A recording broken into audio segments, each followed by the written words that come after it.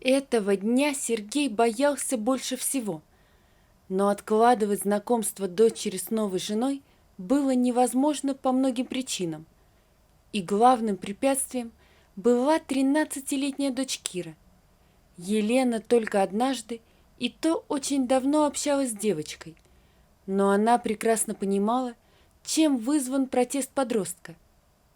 «Сергей, поставь себя на место своей дочери, и тогда ты поймешь причину ее упорства».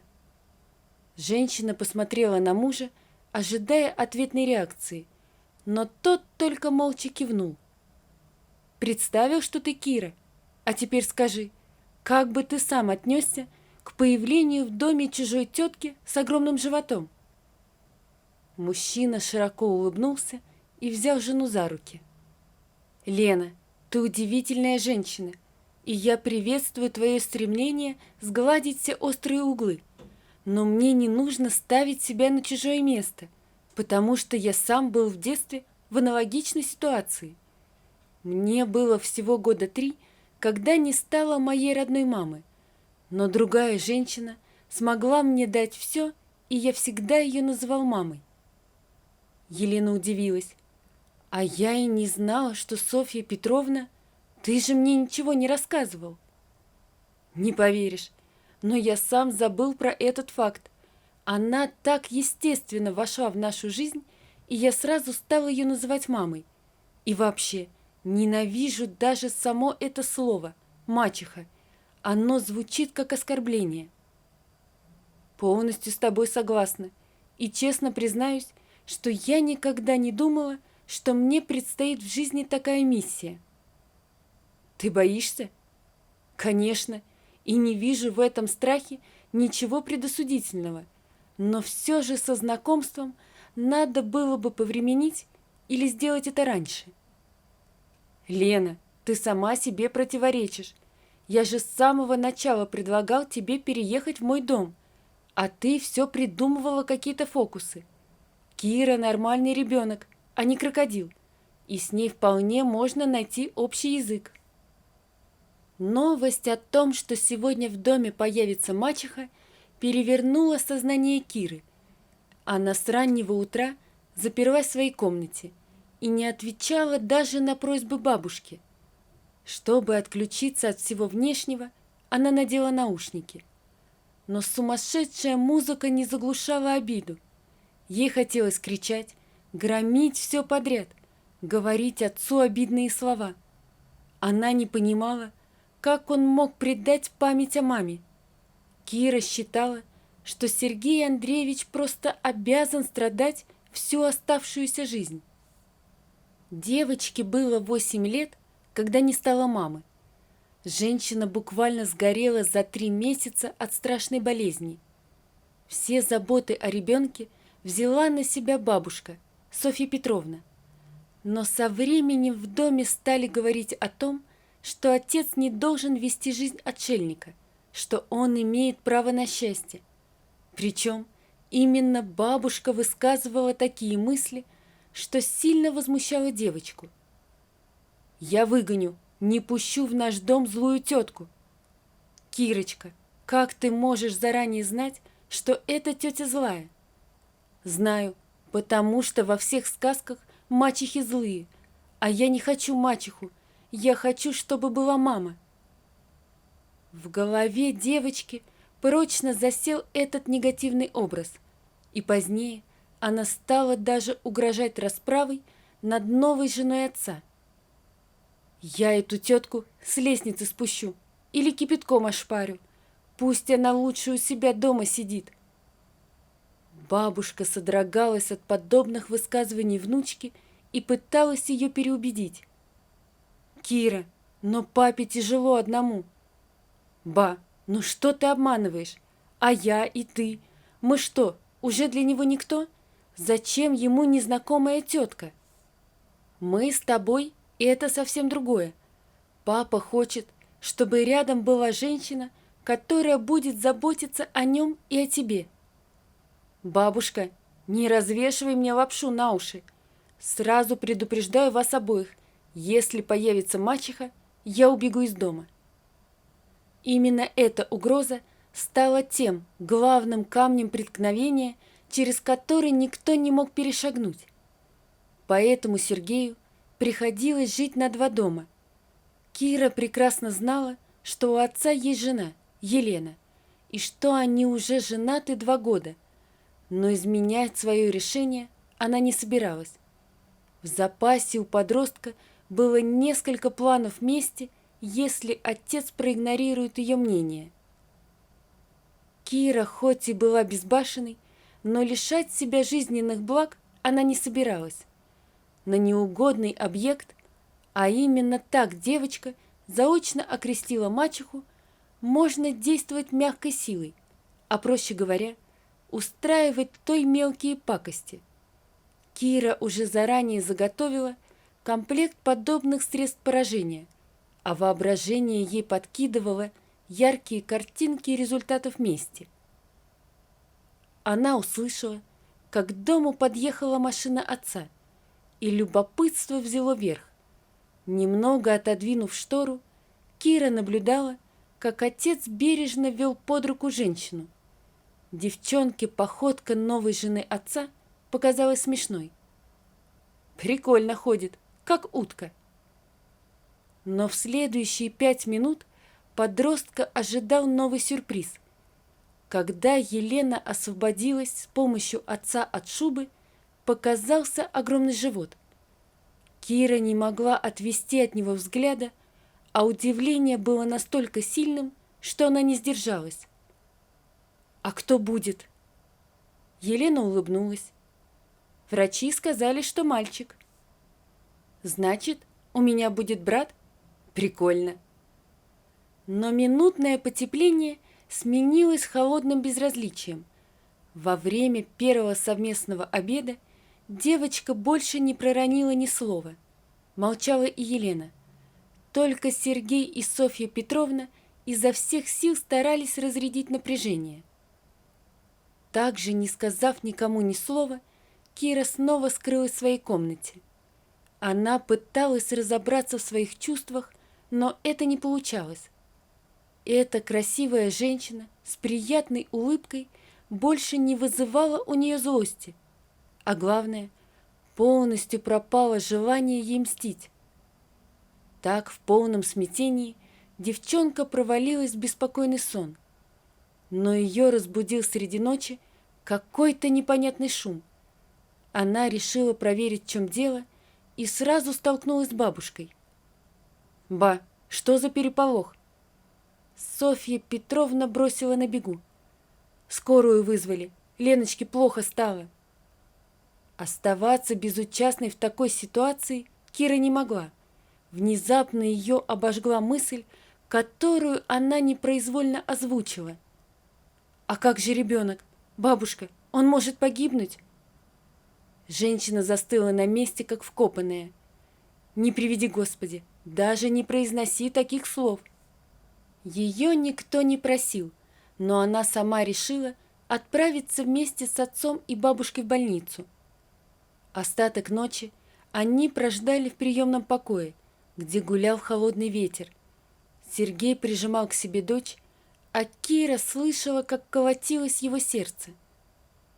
«Папа, не переживай, все будет хорошо».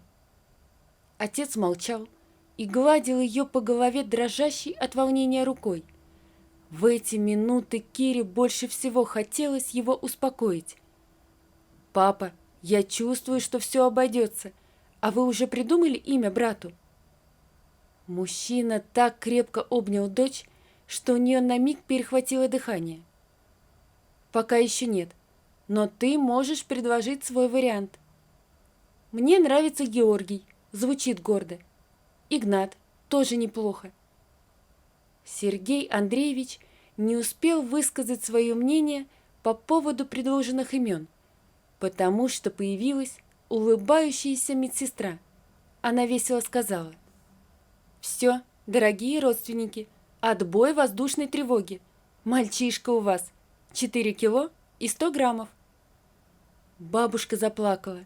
«Счастье-то какое, а мы уже тут испереживались все». Кира опять в который раз всего за одни сутки поймала себя на мысли, что ей приятно быть причастной к общему делу. Она искренне, вместе с родными, переживала за этого мальчишку, который только что появился на свет. «Папа, а нам его покажут?» Веселая медсестра покачала головой. «Сегодня нельзя, а завтра вы сможете оценить маленькое чудо. Мамы показывают своих малышей, когда их приносят на кормление». Брата назвали Георгием, и Кире льстила, что выбрали предложенное ею имя. Она с трепетом ожидала возвращения Елены с малышом из родильного дома, но ее волновал вопрос, который она могла задать только бабушке. «Они поедут к себе?» Софья Петровна сделала вид, что не понимает, о чем спрашивает внучка. «Кира, чего это ты говоришь загадками?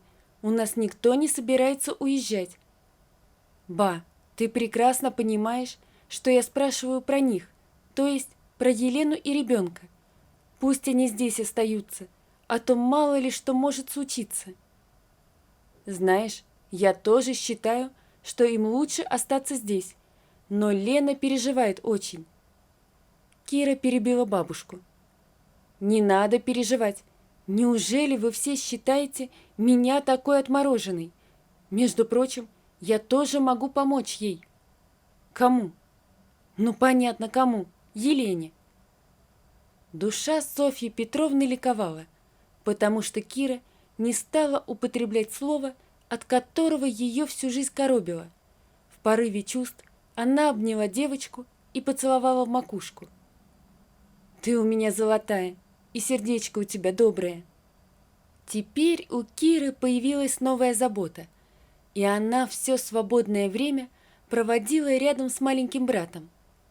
Елена не ограничивала стремление девочки помочь ей. Наоборот, она всецело ей доверяла. Ей было приятно наблюдать, как Кира гордо катила коляску по улочкам маленького городка и рассказывала знакомым. «Наш Жорка – реактивный пацан, все тянет в рот и уже пытается сесть». Но общая забота о маленьком члене семейства не смогла объединить двух женщин. Елена с трепетом ожидала, когда же ледяной барьер между ними растает, но Кира игнорировала ее. Она просто не замечала, что в доме есть еще один человек. Софья Петровна несколько раз пыталась толковать внучке, что нельзя так относиться к человеку. «Кира, Лена ни в чем не виновата перед тобой. Она старается изо всех сил. А ты?» «Бабушка, ну не могу я. Понимаешь, не могу я полюбить ее». Девчонка снова целый день просидела, запершись в своей комнате, и бабушка решила больше не травмировать девочку. Время все расставит на свои места. Был разгар лета, и 2 недели подряд столбик термометра не опускался ниже 30 градусов. Когда Кира по привычке заглянула в детскую, чтобы поиграть с Жориком, она заметила, что Лена собирает вещи. Девочка с нескрываемым испугом спросила: «Вы уезжаете?» «Что ты? Просто я решила прогуляться ближе к вечеру к речке. Если хочешь, можешь составить нам компанию». «Не вопрос. Я сама планировала сходить искупаться». Елена передернула плечами. «Насчет купания я сомневаюсь. Опасно это. После бури столько всего нанесло в речку. Хочется посидеть у воды, отдохнуть». «Да ерунда. Наши ребята ходили и даже ныряли». Они отправились вместе. Кира везла коляску, в которой маленький Жорик на своем языке делился впечатлениями о вылазке на природу. У старшей сестры тоже было хорошее настроение, и она рассказывала смешные истории из своей школьной жизни. Они недолго искали место, где можно устроиться. «Вон, там, под деревом, тенек. Жорке не будет жарко. Вы пока тут устраивайтесь, а я пойду окунусь». Кира на ходу сбросила легкий сарафан и вскоре послышался ее восторженный возглас. «А вода-то ледяная!» Елена расстелила прямо на траве плед и выложила малыша на живот. «Ползай!» Женщина хотела сама немного расслабиться, но в отдалении послышался крик. Она сразу узнала голос Киры, но шум воды не позволял разобрать слова. Женщина бросилась к реке и застыла от ужаса. Внизу по течению барахталась Кира. Создавалось впечатление, что что-то удерживает девочку. «Кира, что случилось?» Но ответа не последовало, а голова девочки скрылась под водой. У Елены было всего несколько секунд на принятие решения. Она обернулась и увидела весело играющего сына. Потом ее взгляд устремился к тому месту, откуда звала на помощь Кира. Рядом никого не было, и Елена бросилась в воду. В юности она занималась плаванием, поэтому быстро достигла нужной точки. Нырнув, она увидела в мутной воде Киру и стала ее тянуть наверх. Девочка показала на ногу, а потом стала опускаться на дно. Елена поняла, что она потеряла сознание. Вынырнув на поверхность, она набрала в легкие побольше воздуха и снова опустилась на дно. Кирина нога была обмотана водорослями и вдобавок еще застряла между веток, унесенного течением дерева. Сдирая в кровь пальцы, Елена освободила плененную конечность и вытолкнула Киру на поверхность. Вдоль берега уже бегали люди и махали ей руками. Елена заметила, как к ним на помощь спешит человек в лодке. Когда мужчина кинулся к ней, она прошептала: «Дочку спасайте, она наглоталась воды». Маленький Жорка все так же весело ползал по пледу. Елена посмотрела на часы и не поверила. Всего 2 минуты. Боже, а мне показалось, что промелькнула целая жизнь. Кира тряслась от пережитого и плакала. «Если бы не вы, не ты... Мамочка, прости меня. Я такая дура. Мне хотелось тебе насолить, сделать пакость, чтобы ты ушла. Прости меня, пожалуйста, не уходи». Елена сама едва держалась на ногах после того, что произошло. Она гладила Киру по спине и растрепавшимся мокрым волосам. «Не надо плакать, доченька, все уже позади. Только ты больше так не делай, хорошо? Обещаю, мама». Софья Петровна сразу поняла, что произошло что-то сверхординарное. Когда Елена ей рассказала в подробностях о случае на речке, она чуть сама не лишилась чувств. Господи, неужели нужно ЧП, чтобы понять простые вещи? Не знаю, Софья Петровна, но, возможно, именно такие крайние испытания Господь нам посылает, когда уже другие средства не работают. Но знаете, я еще раз готова броситься в эту речку, чтобы услышать простое и такое понятное слово – «мама». Вот такая история, друзья. Напишите, пожалуйста, что вы думаете об этой истории. Не забудьте подписаться на канал и поставить лайк. Всего вам доброго. До свидания.